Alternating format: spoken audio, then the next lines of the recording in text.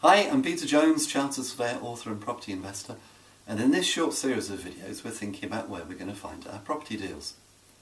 And in this short video we're going to be thinking about where to find our creative deals.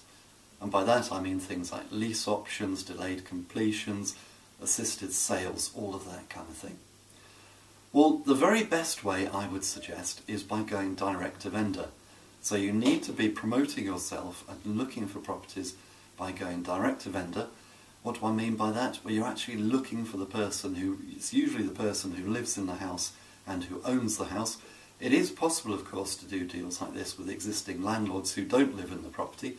Very similar to what we were talking about in a previous video about rent-to-rents. You could go to landlords associations and find tired landlords, for example, and see if they want to dispose of their properties on a lease option or a delayed completion or even an assisted sale.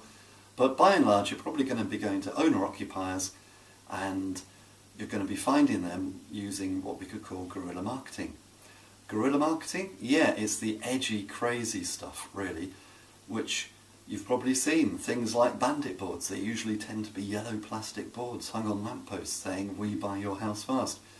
An alternative to that, if you don't fancy doing that, is to run newspaper ads. I've run newspaper ads very successfully in finding leads and properties. It's very similar wording: "We buy your houses fast, please ring Peter." Put your own number in. That kind of advert can elicit a very good response depending upon the local paper that you choose. If it's a daily paper, it can be a little more tricky to decide where to run the ad, but if it's a weekly paper, then I'd run the ad in with the property section and you'll probably get a lot of good responses from that. Leafleting, which is a great strategy. It takes time. You're not necessarily going to get calls when you deliver your first few leaflets. It's something which you need to do perhaps over and over. If I was going to leaflet my patch, I'd probably want a patch of maybe about 4,000 houses. I'd leaflet, say, 1,000 in the first month, then I'd do the next 1,000 the month after, then the next 1,000 the month after that, then the next 1,000 the month after that, and then loop back to the beginning and do them all again. And I'd leaflet every house perhaps 3 or 4 times in a year. If you start to do that, and if you combine that with things like running newspaper ads, if you put your leaflet in shop windows, so it becomes, well, you could almost stick it on a card and put it in the post office, put it in the laundrette, put it in the local charity shop window.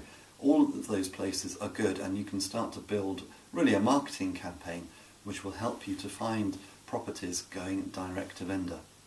When you get the calls, you can then vet the responses on the phone. You can ask why somebody is selling, what it is they want to sell, how much they think it's worth, what price they'd accept, how quickly they want to sell, and you can start then vetting.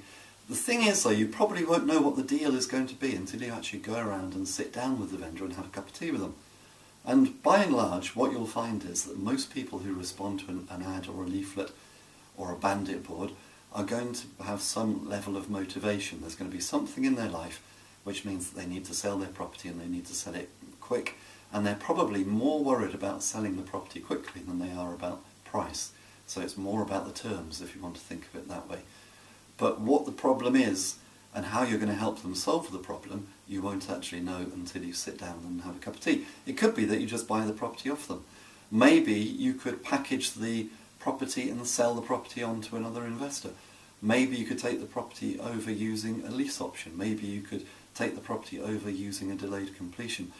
Maybe it needs a bit of work and the vendor can't afford to do the work before they sell, and so then you can do an assisted sale. There's all sorts of possibilities that you could think of when you sit down, but you won't know until you sit down and find out what the specific problem is that you're there to help them solve.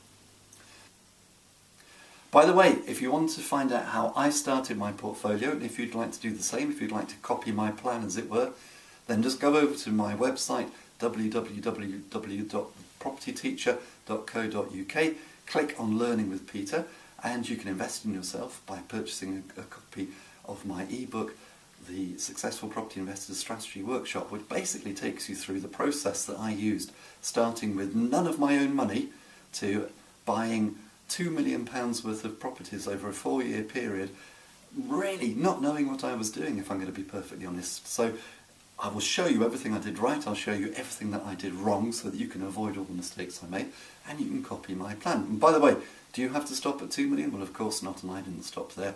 I've carried on expanding the portfolio since as well. So head over to my website, you'll find that a great resource and it'll be very helpful. Until next time, here's to successful property investing.